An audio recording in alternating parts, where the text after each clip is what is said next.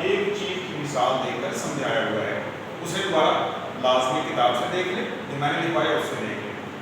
آج اس کی بناوٹ کے لحاظ سے کتنی اقسام ہیں وہ پڑھنے لگی ہیں۔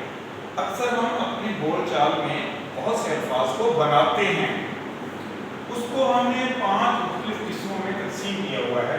نکرہ کی وہ قسم اصل میں اسم مشتق سے ہے۔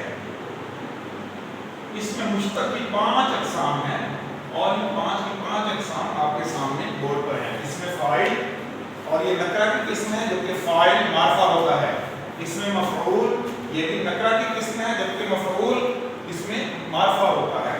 اسم حالیہ، اسم معاوضہ اور حاصل مصدر، یہ پانچوں کی پانچوں اقسام اس لیے مشتق کہلاتی ہیں کہ مشتق کے معنی ہے یہ کسی لفظ میں سے نکلی ہوئی چیزیں ہیں۔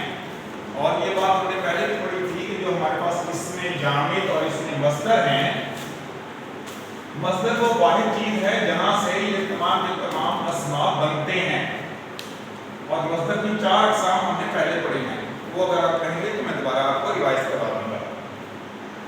تو مصدر بنیادی لفظ ہے جہاں سے سارے لفظ نکلتے ہیں، جیسے کہ اسم فاعل، اسم مفعول، اسم حالیہ، اسم معاوضہ اور حاصل مصدر۔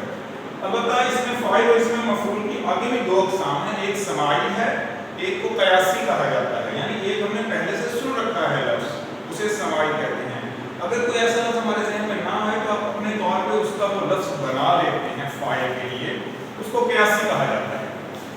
اب ہم دیکھتے ہیں کہ یہ کیسے کام کرتے ہیں۔ اس میں فاعل سے مراد ہے ایسا فاعل جو کام کرتا نظر آئے مگر نکرہ کی شکل میں ہو، مثلا پہرا دینے والا، مثال لکھ لیں، مثلا کتاب بیچنے والا۔ اب کتاب بیچنے والے کو کہتے ہیں کتب فروش۔ اگر کسی کو یہ لفظ یاد نہیں تو وہ سمپل سادہ انداز میں یہ کہہ سکتا ہے کتابیں بیچنے والا، اسے بھی کتب فروش ہی کہا جاتا ہے، یعنی دونوں کا معنی ایک ہے، صرف یہ نہ آتا ہو تو یہ بنا لیا جاتا ہے۔ بہت سے الفاظ کا پہلے سے کوئی نہ کوئی سماعی موجود ہے، ہم اسی طرح ان کو استعمال کرتے ہیں، جیسے احسان کرنے والا محسن، جیسے جیب کاٹنے والا جیب پترا، ٹھیک ہے، تو جیسے عبادت کرنے والا عابد، یہ تمام کے تمام اس میں فاعل نکرہ ہے۔ نکرہ اس وقت معرفہ ہو جاتا ہے جب اس کا نام لے دیا جائے، مثلا آپ نے پہرا دینے والا، کتاب بیچنے والا، جیب کاٹنے والا کہہ دیا، اگر کسی کا نام لیں گے اس صورت میں اس میں فاعل نہیں رہے گا، یہ فاعل بن جائے گا۔ اور یہ یاد رکھیں اس میں فاعل ہمیشہ نکرہ ہوتا ہے جبکہ فاعل ہمیشہ اس میں معرفہ ہوتا ہے، یہ فرق یاد رکھنے کی چیز ہے۔ یہ اس میں نکرہ کی قسم ہے جبکہ یہ اس میں معرفہ کی قسم ہے۔ جب بھی اس کا نام لے، مثلا آپ نے کہا جیب کاٹنے والا، کسی کا نام نہیں لیا، کوئی جیب کاٹنے والا ہے اس کے لیے آپ نے ایک لفظ استعمال کر لیا، لیکن اگر آپ نے اس کا نام لے لیا کہ جناب وہ افضل خان تھا، اس کا کوئی خاص نام ہے، اب افضل خان کیونکہ معرفہ ہے، اس صورت میں یہ واپس نکرہ کبھی نہیں بنے گا، یہ معرفہ ہی رہے گا۔ یہی اصول مفعول میں بھی موجود ہے، اس میں مفعول ہے، سوری مفعول معرفہ ہے، اس میں مفعول نکرہ ہوتا ہے۔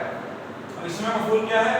ایسی چیز جس پر کام کیا گیا ہو، مثال کے طور پہ پڑھا ہوا سبق، پڑھے ہوئے سبق کے لیے اس سماعی لفظ ہے آموختہ، نہیں آتا قیاسی کے طور پر لکھتے ہیں پڑھا ہوا سبق، اور اسی طرح مال جمع کیا ہو، سنبھال کے رکھا ہو، اسے کہتے ہیں اندوختہ۔ یہ سارے کے سارے اس میں مفعول ہیں، یہ چیزیں بنائی گئی ہیں، ان پر کام کیا جا چکا ہے، اور اگر یہ لفظ نہ آتے ہوں تو اس کے متبادل قیاسی لفظ استعمال کر سکتے ہیں۔ اسی طرح کسی کی نئی شادی ہوئی اسے کہتے ہیں نو بیاہتا۔ ایسے تمام الفاظ جو اس میں مفعول کی شکل میں آئیں گے وہ اس میں مفعول کے ساتھ آئیں گے، نکرہ ہیں، ان میں سے کسی کا نام نہیں لیا گیا۔ یہ بالکل اسی طرح ہے جیسے اس میں فاعل اور فاعل کا فرق ہے، اس میں مفعول اور مفعول میں بھی بالکل وہی فرق ہے۔ یہ نکرہ کی قسم ہے جبکہ مفعول اس میں نام لے دیا جاتا ہے، نام معرفہ بنتا ہے، معرفہ کی شکل میں ہم اسے کبھی بھی اس میں نکرہ نہیں کہہ سکتے۔ یہ اصول یاد رکھیے۔ ہمارے پاس 2 مثالیں آ چکی ہیں، اس میں فاعل میں سماعی بھی ہے اور قیاسی بھی، اس میں مفعول میں سماعی بھی ہے اور قیاسی بھی، لیکن اس میں حالیہ بالکل الگ ہے۔ اس میں حالیہ میں کسی حالت کا اظہار کیا جاتا ہے، مثلا کوئی روتا ہوا آیا، کوئی ہنستا ہوا چلا گیا، ایسی حالت کو بیان کرنا اس میں حالیہ کہلاتا ہے۔ اسی طرح اسی قسم کے معاوضے کو بیان کرنا اس میں معاوضہ ہے۔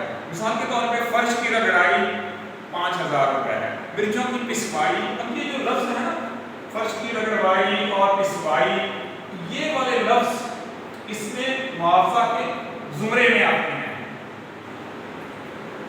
کپڑوں کی دھلائی، درزی نے کپڑوں کی سلائی اتنی لی، کچھ بھی جیسے 2000 روپے، تو ایسی صورت میں ہم اس کو اس میں معاوضہ میں دیتے ہیں، جبکہ حالت اس میں حالیہ کسی نہ کسی حالت کا اظہار ہے جو مسلسل چل رہی ہو، رستا ہوا، گاتا ہوا، روتا ہوا جا رہا۔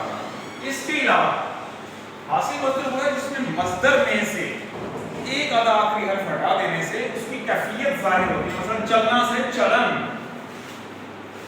چلن جو ہے یہ حاصل مصدر ہے جبکہ چلنا فعل ہے، یاد رکھنے کی بات ہے۔ اسی طرح دوڑنا سے دوڑ، بھاگنا سے بھاگ، اور گھبرانا سے گھبراہٹ، آنا سے آہٹ، یہ سارے حاصل مصدر ہیں۔ اس کے 10 اقسام ہیں، وہ کتاب سے پڑھیے۔ میرا خیال ہے کہ آج کے لیے آپ نے اس کو مشتق مکمل طور پہ سمجھ لیا، تو اتنا ہی کافی ہے۔ تو یاد رکھیں اس میں کوئی ایسی چیز نہیں جو مشکل ہو، صرف ایک دفعہ کتاب سے اس کا مطالعہ بے حد ضروری ہے۔ جیسے ہی آپ مطالعہ کر لیتے ہیں، مثالیں میں نے دے دی ہیں، آپ کے لیے بے حد آسان ہے۔ اس کے باوجود سمجھنا ہے تو آپ پوچھ سکتے ہیں۔ اللہ حافظ۔